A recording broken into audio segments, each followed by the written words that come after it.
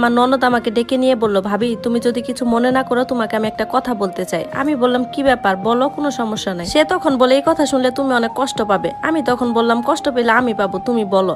তখন সে বলতেছে জানো ভাবি, ভাইয়ার সাথে না তোমার ছোট বোনের খারাপ সম্পর্ক আছে। এই কথা শোনা মাত্রই আমি ভীষণ ভাবে চমকে উঠলাম। তখন বললাম মানে? তখন সে বলতেছে কাপা কাপা সরে, ভাবি এই কথা যেন ভাইয়া কোনোভাবেই না জানে, তাহলে আমাকে মেরেই ফেলবে। কালকে যখন তুমি মার সাথে ডাক্তারের কাছে গেছিলে তখন আমার আর তোমার ছোট বোনের স্কুলে যাওয়ার কথা ছিল। ওকে যখন বললাম ও বললো ওর নাকি শরীরটা খারাপ, ও স্কুলে যাবে না। এদিকে ভাইয়াও আর বাসায় আছে, ও কাজে যায় নাই।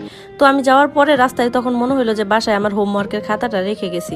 পরে আমি যখন আবার বাসায় গেলাম, রুমে এসে দেখি আমার ভাই আর তোমার বোন খুব বাজে অবস্থায়। বিশ্বাস করো ওদের শরীরে একটা সুতাও ছিল না। আমি সঙ্গে সঙ্গে আমার ননদের মুখটা চেপে ধরে বললাম দয়া করে তুই চুপ কর, আমি এগুলো আর নিতে পারছি না। তখন আমার ননদ খুব ঘাবড়ে গেল। তখন সে আমার হাতটা ধরে বলল, ভাবি আল্লাহর দোহাই লাগে, আমি যে তোমাকে এগুলা বলেছি এগুলা ভাইয়া আর আমার মা যেন কোনোভাবেই না জানে।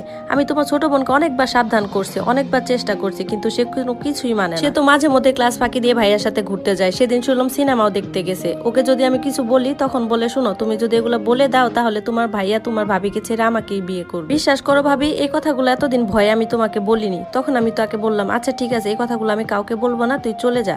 কিন্তু কথাগুলো কেন জানি আমার বিশ্বাস হচ্ছিল না, কারণ আমার ননদ আমার বোনের সাথে পড়াশোনাতে এত বেশি পারতো না। আমার বোনের রেজাল্ট আমার ননদের থেকে অনেক ভালো, আর ও তো এরকম মেয়েও না। আর ও যদি এসবই করতো তাহলে তো রেজাল্ট গোল্লাই যাওয়ার কথা ছিল। আমার বারবার কেন জানি মনে হচ্ছে আমার ননদ কোনো একটা জিদ মেটাতে চাচ্ছে আমার বোনের উপর, কিন্তু সেটা কি? আমার বোনকে আমি ভালো করেই চিনি, আর ও তো জানে বাবা মা মারা যাওয়ার পর আমি ছাড়া ওর কোনো আশ্রয় নেই। আর ও তো নিশ্চয়ই চাইবে না ওর শেষ আশ্রয়টুকু নষ্ট করতে। আমি আমার বোনকে এই ব্যাপারটা জিজ্ঞাসা করতে চেয়েও আর জিজ্ঞাসা করলাম না, কারণ মিথ্যা একটা ব্যাপার নিয়ে অযথা ঘরে অশান্তি করতে চাই না। তাছাড়া আমি আমার স্বামীকেও খুব ভালো করেই চিনি। পৃথিবী উল্টে গেলেও সে কোনোভাবে এসব কাজকর্ম করতে পারে না। আমরা 4 বছর ভালোবেসে বিয়ে করেছি। এসব নিয়ে যদি সংসারে ঝামেলা থাকে তাহলে আমি বা কোথায় যাব, কে আছে আমার? তাই আমি বিষয়টা মাটি চাপা দিয়ে দিলাম। এর 1 সপ্তাহ পর আমি আমার শাশুড়িকে নিয়ে হসপিটালে যাচ্ছিলাম আমার চেকআপের জন্য। তখন আমার প্রেগনেন্সি 7 মাস চলে।